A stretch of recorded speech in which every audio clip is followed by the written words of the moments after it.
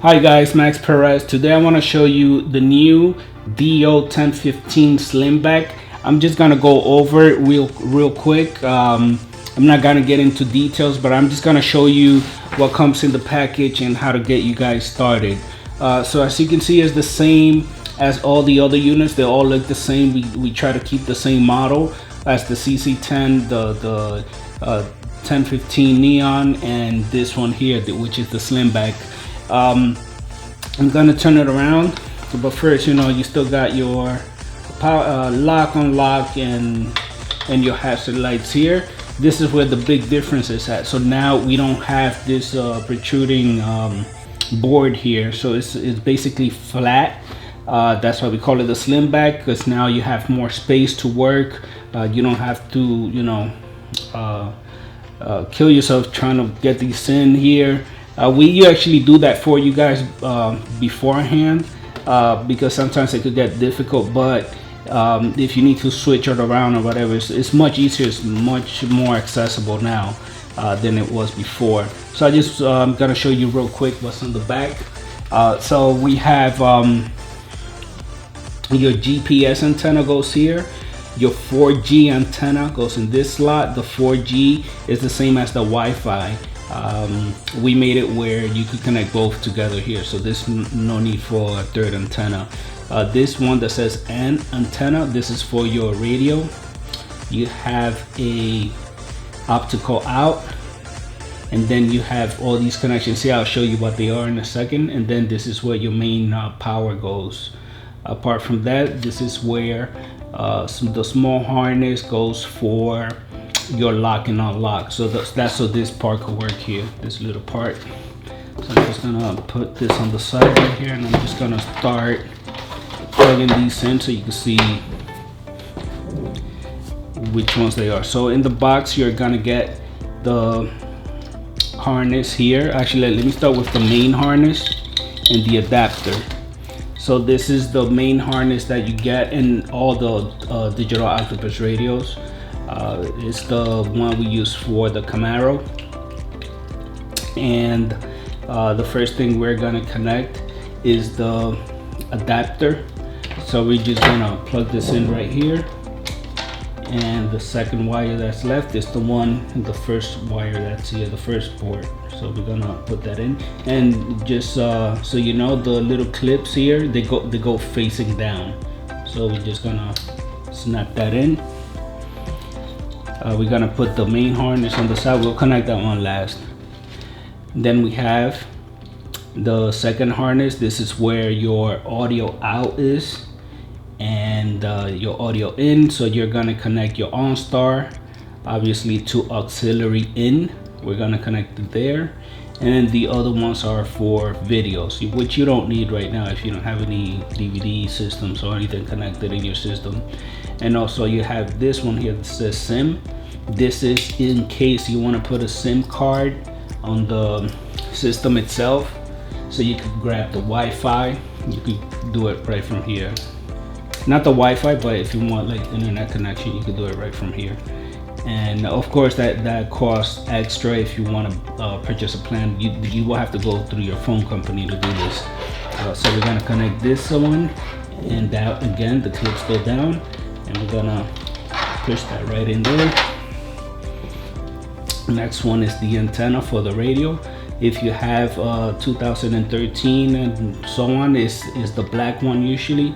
And even if you connect it on the other one, just give it a test, see if it works. If it doesn't work, just go to the next one, but it's usually the black one in your Camaro. And we're gonna just stick that right in there.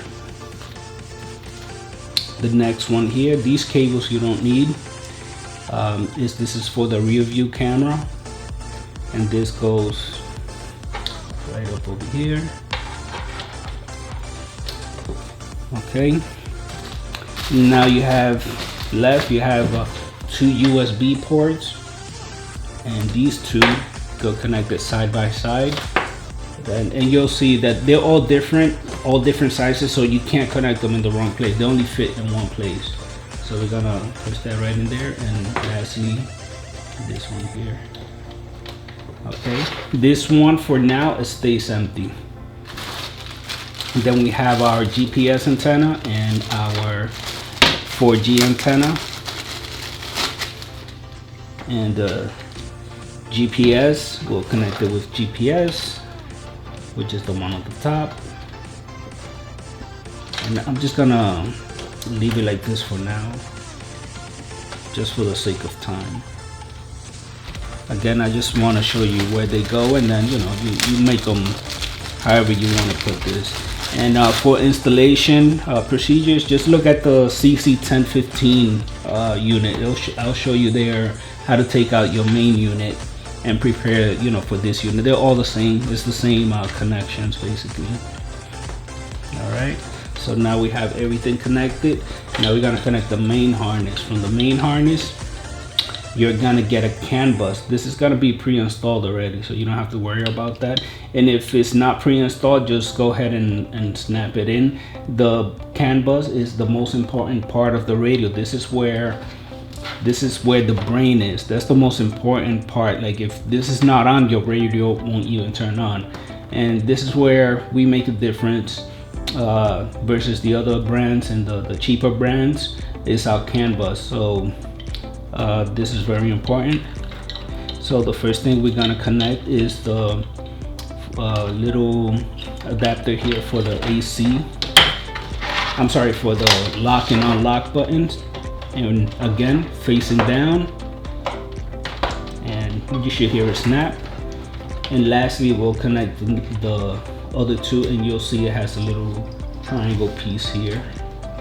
Just snap that in. So you're basically ready to connect this radio. Like, you could go to your car right now, plug this in, and plug this into your existing harnesses. There's only 2 of them, so you just plug these 2 and it should work 100% already. Everything should work except for the backup camera, of course, because you have to run the wire and connect it here. Then what you're gonna do is look at the other video, run these cables through. You could put these, I left them in my glove compartment. They work fine inside my glove compartment. You could hide them in there. You can actually stick them there and they work just as good. Let me go through this. So you will get a camera for the front and a camera for the back of the car. This is the DVR for the front. Let me see if you can see it there. You should be able to see it. So this one is USB powered, so it'll go connected here, and you put this in front of the car, and then the USB, just plug that into one of your USBs here.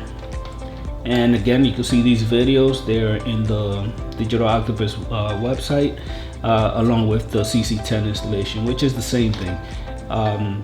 So then there you go. You have your DVR camera connected, and that should be it for that. Also, very important, get a SD card, micro SD, and put it in there.